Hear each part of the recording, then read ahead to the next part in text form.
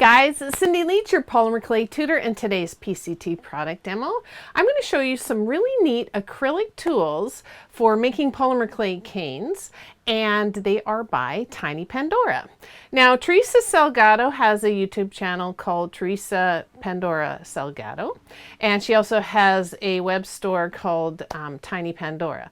But she does some really great polymer clay canes and has some of her own methods for doing that. And so she has developed some really simple but great working tools made out of acrylic or lucite. Now, I'm going to show them to you. All right, so all of her tools came in wrapped in these lovely packaging and things. But I have taken all the different sets that she sent me and put them into this tiny box. And I just want to show you that so that you can realize that you can put quite a bit of stuff into this is one of those photo boxes that you can get like at Michael's and stuff. But I've got all the different sets in here from Teresa. And she's got several different kinds. So let me get them out and then I'll show you how they work and what they are and all that stuff. But if you end up getting some sets from her, you may want to get a little box like this because you can get a lot into it. And I took just a little side note, she has these little cute stickers of her cartooned. And so I just peeled one of the stickers off and stuck it on the top of the box. All right, so these first pieces of acrylic here is from a set called cane caps, and I'm going to show you how they work in a second, but they are for reducing polymer clay canes with very little distortion. They've got a small and a large square set and a small and a large round set, and I'll show you how those work in a second. Then she's got what she calls cane benders. She's got them in the round. So these are round. They have 4 sizes of round acrylic rods. They're all, I believe they're 6 inches long. And you can use these to manipulate your cane in a bunch of different ways. You'll want to check out some of her videos because she's got a neat way of using them, and it's a little bit different style than what I do myself. Then she's got these sets called they're also cane benders, but they're the square ones. So let me just grab them for you. It's the same sort of idea. There's a large, a little bit smaller, and right down to tiny. And they're great for pressing different angles into your canes and all kinds of neat things. So I'll show you those in a minute. And then these other sets, which all sit nicely into each other, like this. They are called square pairs. So that particular set comes together. You get all of these in one set, all of these in one set, these in one set, and all of these in one set.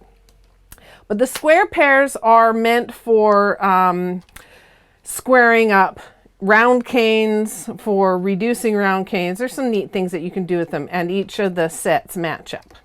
All right, so let me just kind of show you what these are about. Okay, so with the cane caps, like I said, they're meant for reducing polymer clay canes. So if a lot of people will cut out little circles of coffee can lids, and that's exactly what Teresa did when she first did this. And I tried it myself before, and they're just too flimsy and they never really work that much well. But what can happen, so here's a cane end from my nautical anchor cane tutorial. If you don't use some sort of cane cap on it, when you go to reduce it, the ends kind of pucker in, and because the outside warms up more than the inside doesn't move as fast, and then the outside kind of sucks in, and you end up with quite a bit of cane waste. I often don't care that much because I use my scrap clay for a lot of different techniques. But sometimes you've made a large cane that has a ton of detail in it, and by the time you reduce it down to a size like this size here, you've ended up losing quite a bit in the end. So what you can do is you can take her cane caps and you find one that will fit well, so this is a good one here. And you press it right down and get it really stuck onto the end of your cane on both ends, like this. And what this does is it creates kind of a suction on the end there, and it keeps that end from pulling in. So then you go to you reduce your cane, you start in the center, you kind of put that waistband on that we've all talked about doing. I've got lots of videos on reducing canes, and so does Teresa. And you start working it out. Now the nice thing about the caps is, like I said, it holds onto that end. One little trick that she mentioned is if you really get that little foot onto the end, so you kind of press it right down, it'll hold on to that cap even better. Then after you've worked it for a while, you can end up pulling on the two ends and it won't pop off very easily. So it takes a bit of time. She has some videos on that, on cane reducing, but you can get right down quite quickly without losing any of your cane ends. So these are really great. I really wish I had found something like this, like she did earlier, because then I would have had a lot less waste. So you would just continue down and do that. And she's got some little tricks. You want to watch her video as well on using the cane ends. Now she has the square ones. They work the same way. You just use it on a square cane. Here's just a chunk of clay. You would do the same sort of thing. You'd still make your waist, but it would be, you know, a square one like that. Now, the neat thing about these other tools, so these are all Lucite, so they're super high quality acrylic. They won't react to the clay. They are clean, they're super smooth, they're really beautifully made. Now, quite some time ago, I made a tutorial called the Happy Camper Cane, and it's made in lots of different parts. But one of the parts, we add, there's a few spots. We add this little doorknob into the door, and we also add this tire in.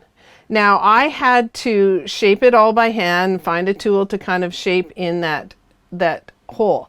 If I had Teresa's cane benders, it would have been a lot easier. So for example, I'm just going to use this as an example, as a piece here. Now, if I had, and I wanted to put the tire in, so here's a piece of the tire cane, I could just use the cane bender and bend a really nice channel. Now, depending on what size I needed for the different round ones, I could use that. These are just really nice for shaping, and you can have a really long cane and fit your piece in. So I might need a little bit larger one here. And I can fit my piece right in and it'll seat perfectly. Another neat thing that you can do with these tools is you can, like I did for the inside window here, I needed an open area, or like for the doorknob, you can take like this very small dowel, acrylic dowel, you can drill kind of a little hole into your piece.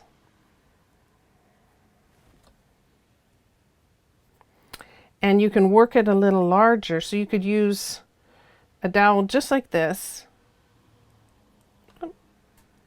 And then you can work the hole even larger if you wanted to. And then you can slip in a reduced piece like this and end up being able to put a piece in without having any distortion. So you'd have to work that a little bit larger. Pop that into that piece. Takes a little bit of fiddling around because the clay is a little bit sticky.